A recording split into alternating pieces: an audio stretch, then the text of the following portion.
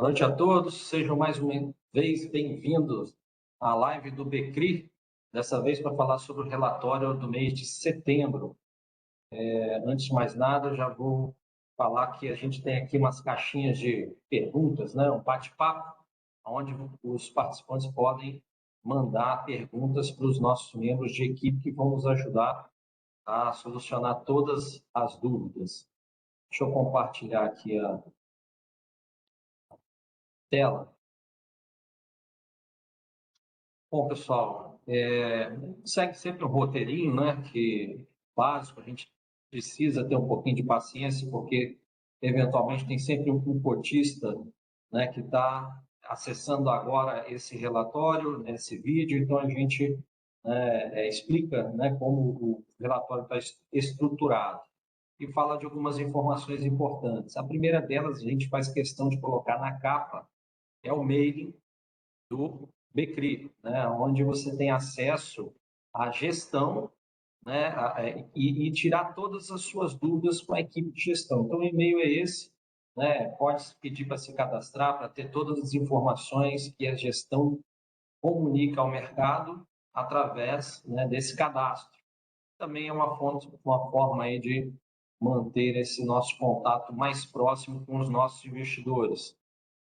A segunda informação importante é justamente essa live que nós estamos fazendo aqui. Então, a gente faz sempre questão de reforçar, né, esse compromisso com transparência, com deixar esse canal aberto para que a gente sempre tenha, né, essa possibilidade de dialogar com os investidores e que, porventura, queiram, né, tirar algumas dúvidas, né, nesse momento. Então, a gente pede aí para que compartilhem ao máximo essa possibilidade para que a gente tenha mais e mais cotistas conosco. Então, o relatório começa com uma parte mais cadastral, né, onde tem algumas informações dos prestadores de serviços essenciais e do benchmark do fundo, né, que é o IGPM mais 6.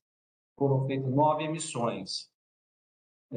Bom, esse é o primeiro quadro que a gente destaca, né, com um pouco mais de cuidado, porque aqui tem informações que vão, né, acumuladas, obviamente, desde o início, né, como que está no semestre e alguns meses para trás. Então, se você pegar os relatórios anteriores, né, você também tem esse tipo de informação referente mais detalhada, né, sobre o mês que, por exemplo, o cotista queira entender melhor o que aconteceu. Então, tem essas informações. Mas aqui a gente também traz essas informações detalhadas e o acumulado, né?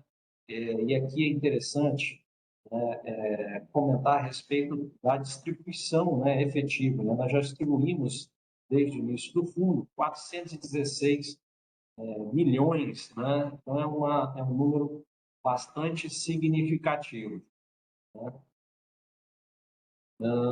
Bom, sobre a distribuição de rendimentos, a gente faz um comentário, né, inicial, falando a respeito de quanto foi distribuído no mês, o que representa isso em função do dividend yield, né, mercado, né, e faz um comparativo também com diversos indicadores, que é esse outro quadro que a gente gosta também de apresentar. E aí tem um acumulado dos últimos 12 meses.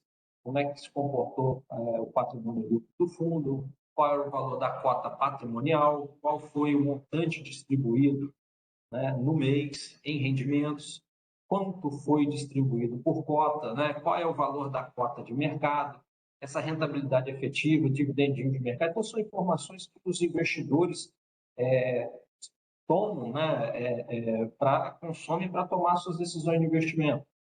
E quando a gente olha esse quadro, uma coisa chama a atenção, né, que é o descompasso entre o valor da cota de mercado versus o valor da cota patrimonial, que nós entendemos como uma oportunidade de mercado, né? O fundo, eu vou mostrar mais à frente, ele tem uma distribuição bastante regular de rendimentos, né? E quando a gente compara aqui nesse dividend de mercado, né, com um percentual de CDI, se tivéssemos que ter uma rentabilidade, um ativo, né, que pagasse imposto de renda, por exemplo, para ter essa mesma rentabilidade, teria que ter quase 133 por cento, né, do CDI para equivaler a esse dividendo de mercado, né?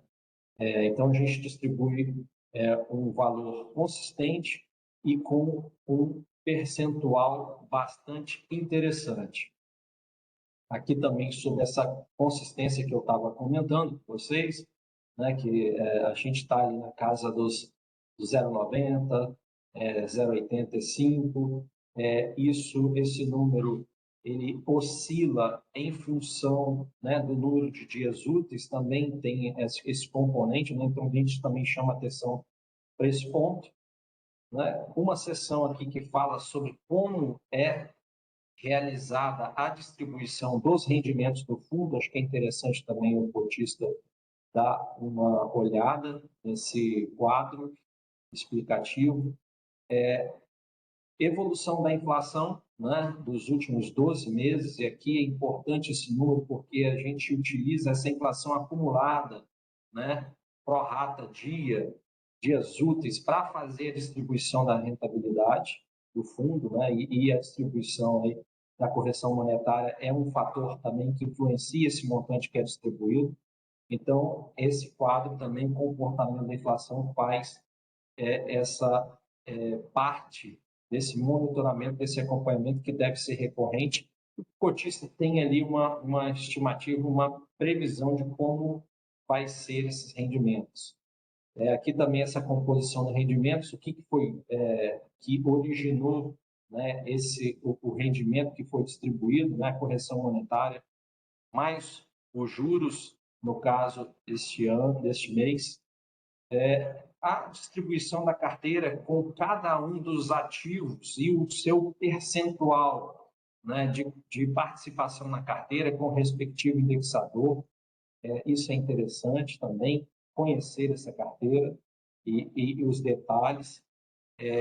Na coluna, no canto, né, direito, a gente tem ali uma coluna chamada status, que tem ali um marcador para facilitar, né, o investidor a identificar aqueles ativos que estão passando por um momento ainda de ajuste, ou aqueles que já tiveram, por exemplo, um waiver, e os que estão em verdinho, eles estão aí adimplentes conforme as suas obrigações contratadas, né? Então, a gente tem um xizinho aqui, o Cripesa, por exemplo, mas no final do relatório tem uma seção que trata exclusivamente de como está a situação atual desse papel. Um que tem a exclamação aqui, CRI-WM, é um CRI que está com waiver também. Então, a gente faz questão de trazer essas informações de uma forma mais transparente para que o cotista possa identificá-las facilmente e tomar suas melhores decisões de investimento. Tá? Então, está por ordem crescente também de participação, decrescente de participação. Né? A gente pode ver que é uma carteira bem diversificada. Na sequência do relatório, traz aí essa composição da carteira por spread, composição por tipo de ativo, por setores, distribuição geográfica. Então, a gente tenta trazer o maior número de informações para que o cotista esteja confortável em manter e aumentar a sua participação nesse fundo.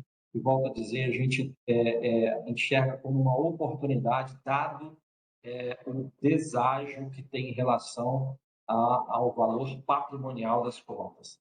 E aí, efetivamente, a gente fala aqui sobre o relatório, né, o comentário do mês de setembro, né, onde o Becri encerrou com um caixa de 22 milhões, né, aproximadamente 4,25% da carteira. Esse montante, 13 milhões, né, e meio, mais ou menos, estão aplicados ali em operações compromissadas lastreadas em CRI, tem um benefício fiscal. Distribuímos um rendimento de 88 centavos por cota, fazendo um dividend yield de 1,38 em relação à cotação de fechamento do mercado no último dia do mês. Neste mês, distribuímos 5 milhões e meio, né, de rendimentos para os nossos cotistas. E essa distribuição foi composta, como já comentei, por 31% de correção monetária e 69% referente a juros. Bom, o destaque aqui no mês de setembro, a gente traz alguns CRIs, a gente costuma comentar mais daqueles que estão com algum tipo de necessidade de acompanhamento mais de perto que os outros, né? De alguma forma, nós já falamos, se houve algum evento que mereça esse destaque, e porque a gente não fala aqui que está correndo, né, tudo conforme ajustado inicialmente do ativo. Então, a gente traz aqui o CRI Correios, né, que mais uma vez merece esse destaque, porque a empresa efetuou o pagamento referente à parcela de junho em setembro. Em outubro, pagou a parcela referente a julho, que são duas parcelas que estavam em atraso. Só que as parcelas a partir de agosto, elas permanecem, né, em situação de atraso. A gente tem acompanhado aí na mídia, né, a situação que os Correios estão passando por dificuldades, até possibilidades, né, de algum tipo de financiamento, alguns ajuda por parte do governo, mas é importante destacar que nos documentos da operação ele traz aí uma cláusula que, se ficar inadimplente por 90 dias, que aí gera um evento de recompra antecipada com a possibilidade de, né, de vencimento e execução das garantias. Então, a empresa ela tem honrado esses compromissos com atraso, mas não superior a 90 dias. É importante destacar também que esse ativo ele conta com a garantia do imóvel, a alienação fiduciária do imóvel, né, que está composta aí como garantia. Então, infelizmente, esse processo aí que o Correios, né, vem passando, né, de maior dificuldade financeira levou a essa situação, mas a empresa ela vem mantendo aí um atraso regular, vamos chamar assim, mas poderíamos dizer, de não deixar ultrapassar 3 parcelas para que o CRI não seja decretado o vencimento dele. Né? Isso é importante porque a empresa garante também um importante centro logístico. O imóvel é muito importante para a empresa, tem um valor, né? Foi avaliado assim superior ao valor, né, atual de dívida do CRI. Então, na pior das hipóteses, executaríamos essas garantias para ressarcir esse investimento. Mas acredito que, com o passar do tempo, essa situação deve ser contornada de alguma forma, haja vista a importância da empresa, né, pelo próprio país e pelo governo que quer, né, precisa de dar um ajuste, né, numa empresa muito importante, né, como são os Correios. Além disso, né, em setembro também ocorreu a Assembleia do CRIECO Resort, né, que aprovou aí a carência do pagamento de amortizações até abril de 2026. É importante destacar que essa carência ela impacta apenas a amortização e que os juros mensais continuarão sendo pagos, não comprometendo a distribuição de rendimentos. Obviamente, né, que o pagamento da amortização é importante, mas a gente também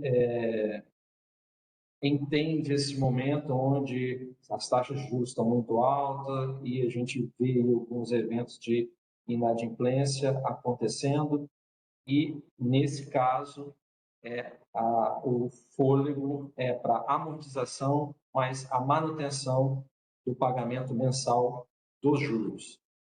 Né? No caso do Critermas, São Pedro, ele que ficou inadimplente em junho, ele está com a assembleia marcada para o dia 6/11, onde será discutida a situação do CRI. A gente acredita que serão discutidos assuntos para que a gente consiga, de certa forma, endereçar esse ativo que está inadimplente. A assembleia que foi convocada, ela acredito que ela não vai resolver, né, num primeiro momento, essa inadimplência, porque tem umas questões envolvendo ratificação de algumas ações que a securitizadora tomou, né, e argumenta ser em defesa do CRI. A gente está avaliando essa argumentação. No dia 6, vamos ter essa assembleia, mas, a princípio, parece ser um ativo ainda que a gente vai ter que continuar acompanhando mais de perto, e que pode ser que seja aí também uma questão de que as coisas não se resolvam no curto prazo, tá? Em função até da situação da ordem do dia, né, que envolve arbitragem, etc. Então, no curto prazo, realmente esse ativo ele tem aí os seus desafios para voltar para a adimplência, né?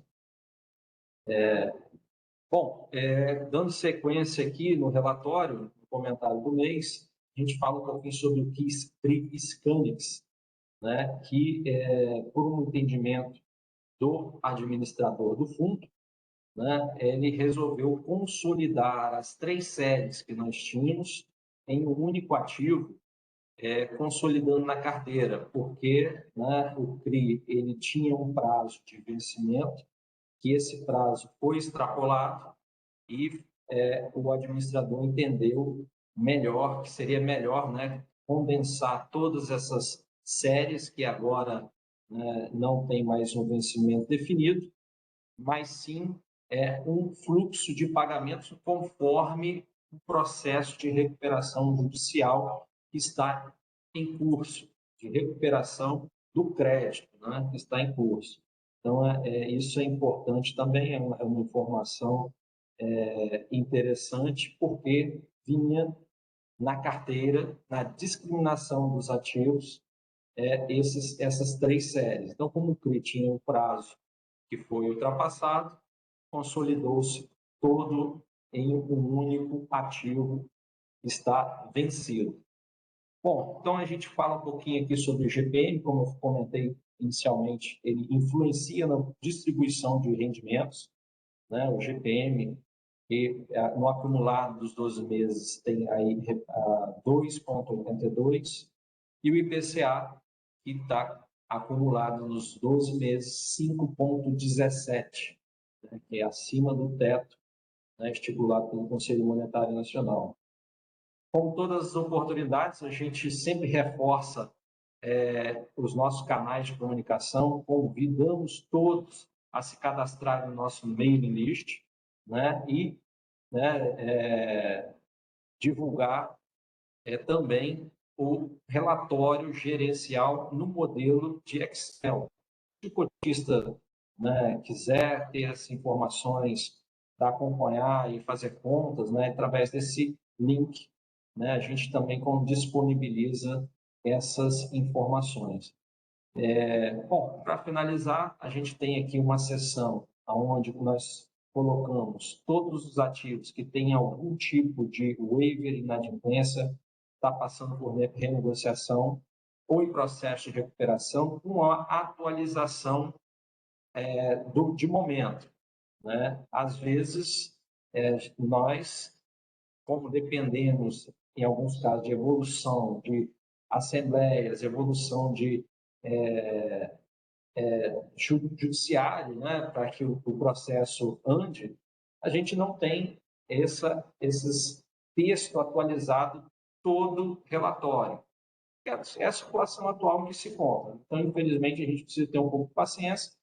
Isso não quer dizer que nada está sendo feito, né? É feito um acompanhamento constante de como estão sendo encaminhados cada um desses ativos, mas a gente precisa seguir o fluxo no tempo, né, desses, cada um nas suas esferas de competência, né?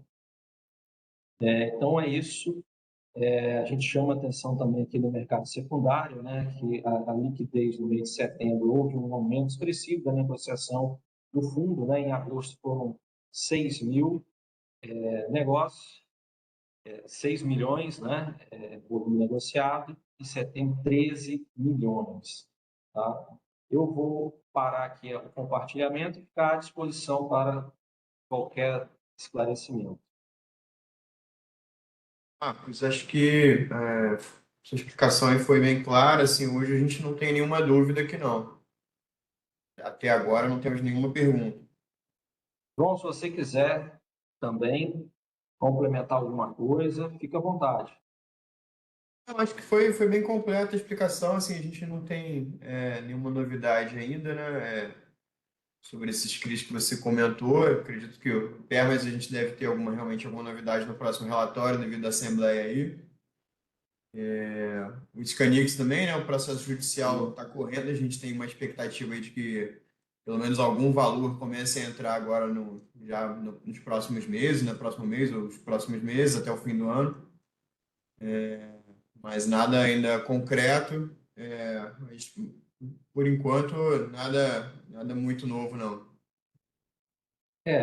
Realmente a gente tem que ter um pouco de paciência, mas as coisas acontecem, né? Como o João comentou, o Chris Canix, ele, né, a gente tem uma expectativa boa aí de começar a receber alguns valores, né, das execuções que estão sendo realizadas. E a gente sempre busca trazer aqui na maior transparência, colocar todas as informações possíveis, né, para os investidores, né, inclusive com relação a termos, a nossa visão de que, pelo teor, né, do edital de convocação, né, da ordem do dia, né, da Assembleia, a gente vai ter que, né, parece que é um ativo aí que vai demandar um tempo para que ele volte a ficar adimplente, né? Haja vista que tem aí uma questão de arbitragem, né, envolvendo as partes.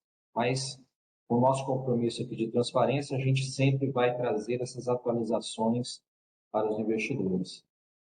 Então, eu aproveito aqui para desejar uma boa noite a todos, agradecer mais uma vez a participação e até a próxima.